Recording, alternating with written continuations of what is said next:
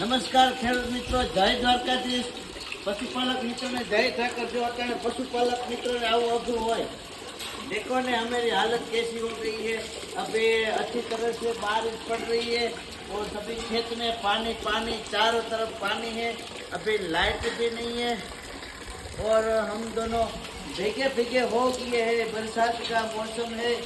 अभी हम दिखा रहा है हमारा कैमरामैन यहाँ का नज़ारा कैसा है. वो हम आज हाथ से कपड़ा धो रहे हैं मित्रों. कैसा फीलिंग हो रहा है बारिश के मौसम में. हमारा दोनों लड़का और लड़की कर रहे हैं. तो एक के पास कैमरा है और एक के पास मोबाइल है और हमारे हाथ में हमारा टी-शर्ट है. तो आज का व्लॉग थोड़ा फनी हो जाएगा और हिंदी में हमने व्लॉग बनाया क्योंकि वो थोड़ा हंसी मजाक के लिए और बारिश का मौसम में बढ़िया मजा आता है. તો મિત્રો તમે જોઈ લીધું ને વરસાદ પડે છે અને એવું છે અને એ સવારના 6:30-7 વાગ્યાના બધા સીન હતા અને અત્યારે સાંજના 5 વાગી ગયા. અત્યારે વરસાદ બંધ છે અને અત્યારે અમારે એવું થયું કે કાલની તારીખમાં તમને વાત કરી હતી કે જે આપણે છૈયા છે, ખેવડો છે, ધોકડ છે અને છિયા અને નોરી, નારી, વેલડી, અરણી આ વિશેના વિડીયો બનાવવાના હતા. એમાંથી છૈયાની કોમેન્ટો જાજી આવી છે કેમ કે છિયા એ એક એવા પ્રકારનું ઘાસ છે કે જે આપણે વારંવાર એકવાર કાપી લીધા પછી પાછું પણ ઉગે છે. તો આ કેમ નથી જતું, તો એના વિશેની આપણે થોડીક ચર્ચા કરવાની છે મિત્રો. આ લગભગ જ્યાં વધારે પડતું પિયતવાળી જમીન હોય ત્યાં થતું હોય છે. છિયા ઘાસ તો જેના ખેતરમાં ઓળખતા છે, ઘણા એને જવલિયું ઘાસ કહે છે અને મળતું નથી. કેમ મળતું નથી? હાવ થડ મૂળમાંથી એનો નાશ કેમ નથી થતો એ માટેની થોડીક ચર્ચા કરીએ. કેમ કે એક તો લગભગ બધા મિત્રો જે ટ્રાય કરી છે કે આપણે આ દવાનો છંટકાવ કર્યો છે, આ દવાનો છંટકાવ કર્યો છે, આ દવાનો છંટકાવ કર્યો છે, પણ એમાં ખાસ એક મહત્વનો મુદ્દો છે કે એની અંદર પાણીની અંદર ડોળાશ આવી ગઈ હોય તો પણ હાલે નહીં. જેમ આપણે ફાકી માવો મસાલાની અંદર આટલો ચૂનો નાખીને આટલી એમથી ધૂળ, જે આપણે દવા છાંટવાનો સ્પ્રેયર પંપ હોય એની અંદર માટી હોય ને, એટલે માટીવાળી વસ્તુ એવું છે કે પાણી ડોળું હોય ને એટલે દવાનો પાવર બધો વયો જાય. તો મિત્રો એ છિયા અથવા અયણી, બોરડી, વેલડી આ બધાની એક જ દવા, એટલે કે એનું નામ છે ધાનુકાનું સેમ્પ્રા. કોઈ કંપની જાહેરાત કરવા મને ઉભો નથી રાખ્યો, પણ આપણે ખેતરની અંદર ભવિષ્યમાં વેલડી હતી અને હેઢાપાડાની અંદર જ્યાં કાયમીને માટે આપણે પશુ હાટું વાઢિયું વાવતા ને ત્યાં એક આવડું ગુંડું હતું, એમાં આપણે પ્રયોગ કરેલો છે. તો સેમ્પ્રા એક પાવડર ફોર્મમાં આવે છે અને એની હારે એક આવડી પડીકી પણ નીકળે છે. તો સેમ્પ્રાની અંદર હેલો સલ્ફોલેન મિથાઇલ કરી અને તત્વો આવે છે. તો એ પડીકી લગભગ 18 ગ્રામની આવે છે. તો એની અંદરથી તમારે 5 પંપ કરવાના છે અને ખાસ કરીને કયા કયા પાકની અંદર એ છાંટવાનું છે એ તમને હું કહું છું, એ નિરાતે તમે જરાક સાંભળજો. અને એવું લાગે તો તમે કોમેન્ટની અંદર પૂછી શકશો કે જે શેરડી, મકાઈ, જુવાર, ઘઉં, બાજરી જે આવા પ્રકારના જે આપણા વાવેતર કરેલા હોય ને એની અંદર આ સેમ્પ્રાનો છંટકાવ કરી શકાય. વીઘે 4 થી 5 પંપની ભલામણ કરવામાં આવે છે, પણ લગભગ મારા અનુભવ પ્રમાણે કોઈ ખેતરને આખા વીઘાના છિયા હોય નહીં. કેમ કે હોય તો ખેતરને સેઢે પાડે હોય અથવા જ્યાં ત્યાં આપણે વધારે પડતું પશુ હાટું ચારો વાવતો હોય એકને એક જગ્યાએ ત્યાં હોય. તો મિત્રો આનું એક પંપનું પ્રમાણ કહું તો 3.5 ગ્રામ રાખવાનું છે અને ચોખ્ખું પાણી લેવાનું છે. અને 1 વીઘાની અંદર કદાચ તમને એવું થાય કે છે તો તમારે 4 થી 5 પંપ છાંટવાના છે. તો હવે મરતા કઈ રીતે નથી ને એનો એક બીજો વિકલ્પ પણ છે કે જે આપણે છૈયા હોય ને એની નીચે એક ગાંઠ હોય, એ ગાંઠથી એટલી પાડ મૂકી જે જળ કહેવાય એ મૂકીને બીજી ગાંઠ હોય. આવી છૈયાની 7 પેઢી હોય. 7 પેઢી એટલે કે 7 ગાંઠ હોય. આ રીતની બધી અલગ અલગ હોય, અલગ અલગ શાખાઓમાંથી 1, 2, 3 એવી રીતનું નીચે ખેતરમાં 30 સેન્ટીમીટર થી 1.5 ફૂટ સુધી, એટલે કે 45 સેન્ટીમીટર સુધી એના જે ગાંઠો હોય ને એ ગાંઠો હોય. આપણે તો ઉપરથી કાપી લીધા, આપણે ખબર નથી, પણ એને મારવા માટે તમારે 2 છંટકાવ લેવા પડે.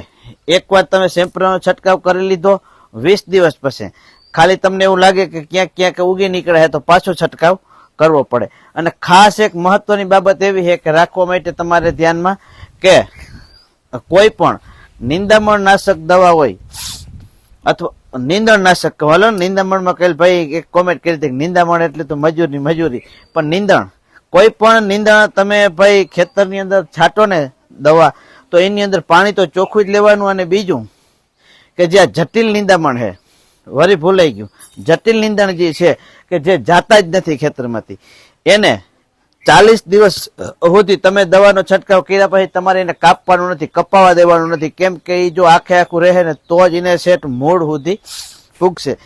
પેલા એક વાત તમને કહી હતી કે ભાઈ આ દવા જે છે એ ખરેખર હાનિકારક છે, પણ આપણે આપણી ખેતીને સુધારવા માટે કરવી પડે. કંપની તો મગફળીમાં અને સોયાબીનમાં ભલામણ કરે છે, પણ આપણે ઊભી મગફળી અને સોયાબીનની અંદર આનો ઉપયોગ કરેલો છે નહીં. આપણે શેરડી, જુવાર અને ઘઉંની અંદર ઉપયોગ કરેલ છે, એટલા માટે હું તમને એની ભલામણ કરું છું.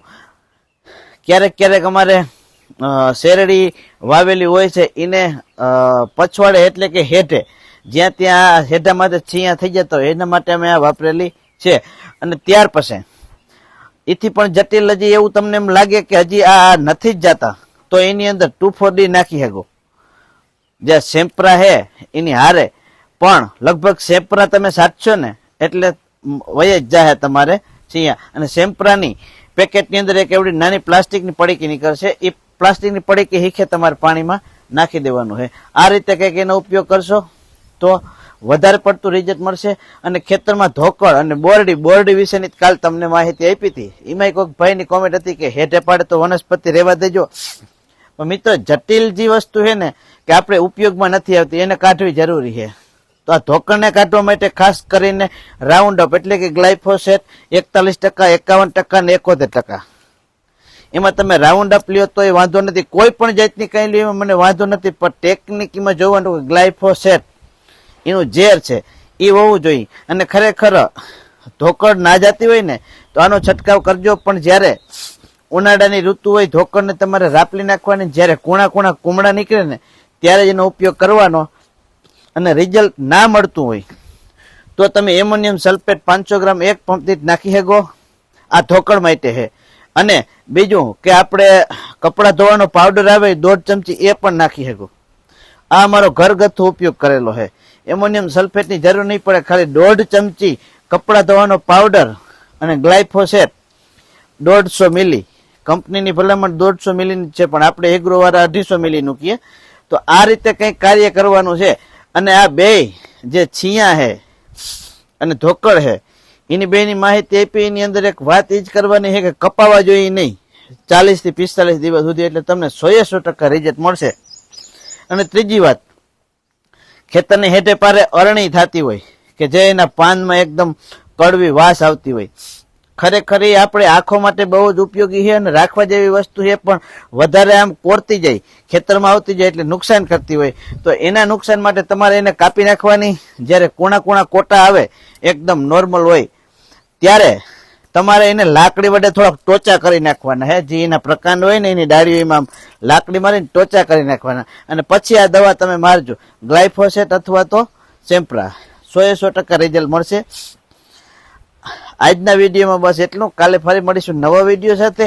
અને કાલના વિડીયોમાં કંઈક અલગ જ પ્રકારનો ટોપિક છે. કેમ કે અત્યારે હવે વરસાદી વાતાવરણ થઈ ગયું છે, વાવેતર થઈ ગયા છે, મગફળી લીલી છમ આપણી થઈ ગઈ છે. અને મગફળીના પાકમાં અને ખાસ કરીને કપાસના પાકની અંદર નિંદામણનાશક દવા અને કેટલા દિવસે છટાય એ પણ અને જુદી જુદી કંપનીની આવે છે એ બધા વિશેની ભલામણ કરવા આવશે. તો આજનો વિડીયોને જે ગમે તો લાઈક કરજો, શેર કરજો અને તમારા મિત્ર સુધી શેર કરી દેજો, એટલે કે એને પણ થોડું ઘણું જાણવા મળી જાય. આમ તો બધાને ખબર જ હોય ખેડૂને, પણ કદાચ એવું થતું હોય કે ભાઈ આ વસ્તુ છે એ આવા પાકની અંદર છટાય કે નહીં, તો એ વિશે તમારે ક્યાંય ગોતવા જવું પડે નહીં. તો એ તમે અમારા વિડીયોના માધ્યમથી તમારા મિત્ર સુધી પુગાડી શકશો. તો કાલના વિડીયોનું ટોપિક આપણે આજે જ કહી દીધું છે કે કપાસના પાકની અંદર નિંદામણનાશક કેટલા દિવસે છાંટવું પડે એ, અને મગફળીનું લઈ લેશું. તો આવજો. આજના વિડીયોમાં બસ એટલું. કાલે ફરી મળીશું નવા વિડીયો સાથે. તો આવજો. જય દ્વારકાધીશ.